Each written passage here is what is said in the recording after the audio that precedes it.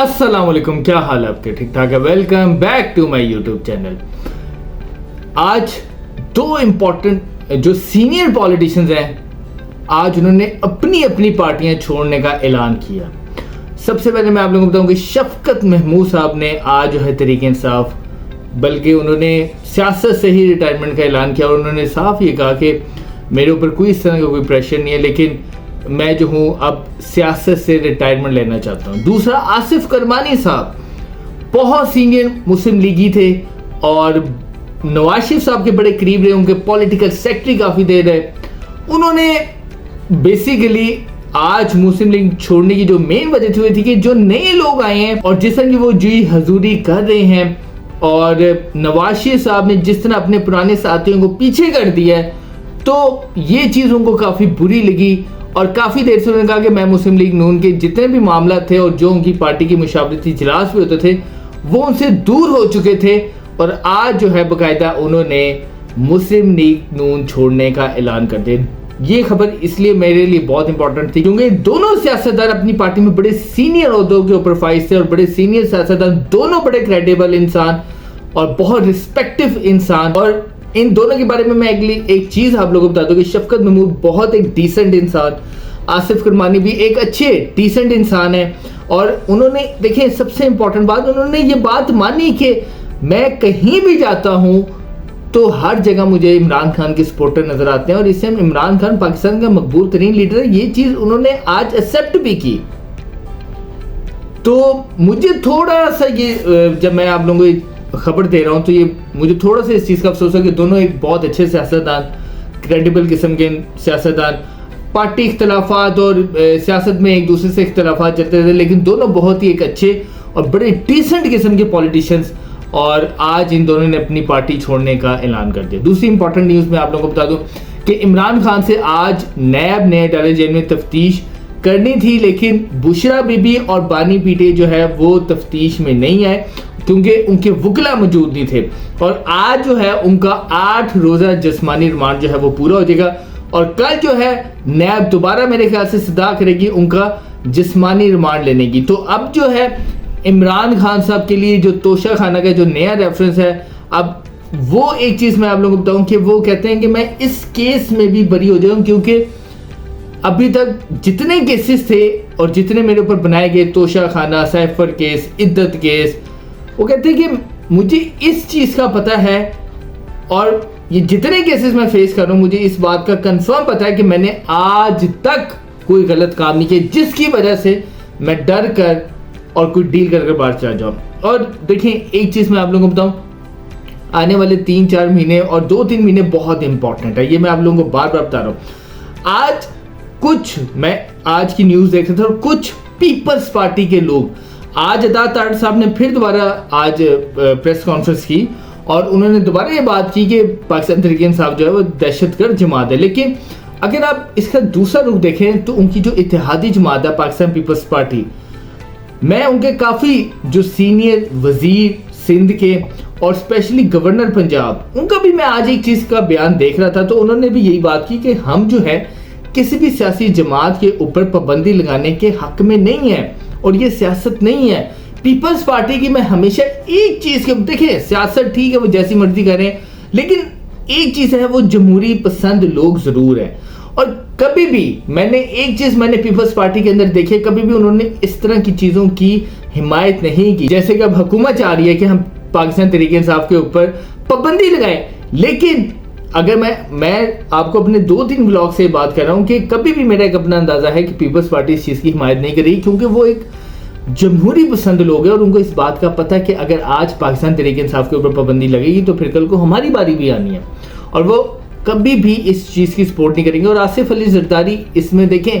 मैं फिर एक बात करूंगा कि सियासत सबकी ठीक है, अपनी है, लेकिन आसिफ अली जरदारी एक मंजावा सियासतदान है, इस बारे में कोई शक नहीं है और वो हमेशा उस तरह के फैसले करते हैं जिनका उनको पता हो कि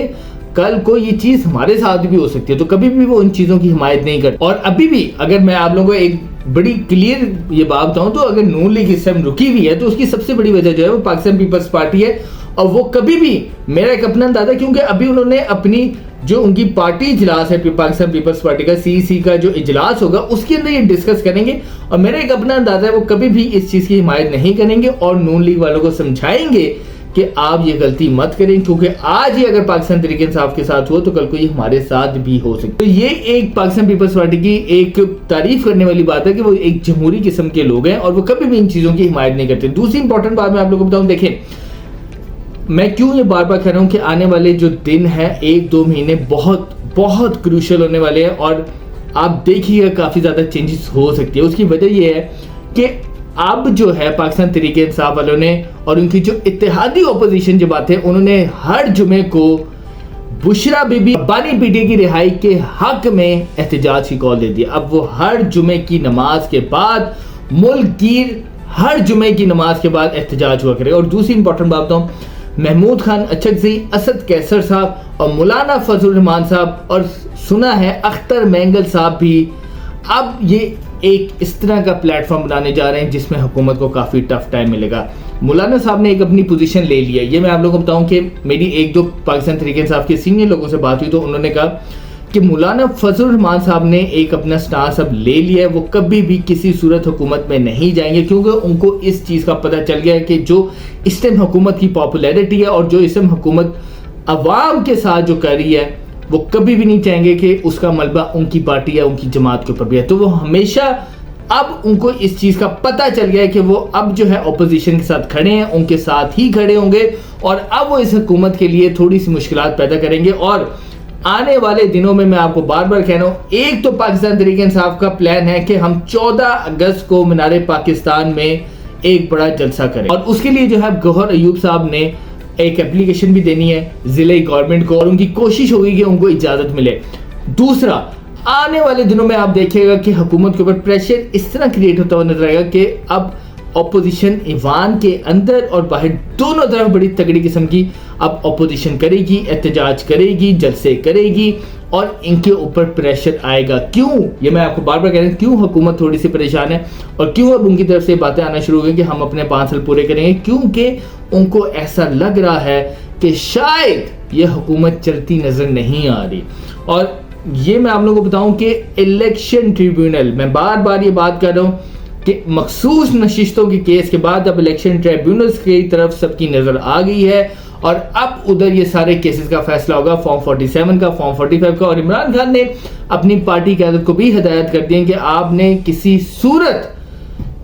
सूरत आपने इस हुकूमत को तस्लीम नहीं करना, आपने अपना हक लेना है। जैसे मखसूस नशिस्तों के केस का फैसला है उसी तरह आपने ईवान के अंदर, ईवान के बाद बड़े बड़े जलसे करने हैं और इस हुकूमत को टफ टाइम देना है, क्योंकि ये जो इन्होंने हमारा मैंडेट चोरी किया है, जो लोग मैंडेट चोरी करते हैं वो कभी भी अवाम की नुमाइंदगी नहीं करते। और इमरान खान ने कैटेगोरिकली, कल भी मैंने आपको बताया था कि उनकी साफी से मुलाकात हुई और उन्होंने गैर रस्मी जब बात की तो उन्होंने यही कहा, मैं किसी सूरत नून लीग और पीपल्स पार्टी के साथ बात नहीं करूंगा क्योंकि, और MQM से भी नहीं बात करूंगा क्योंकि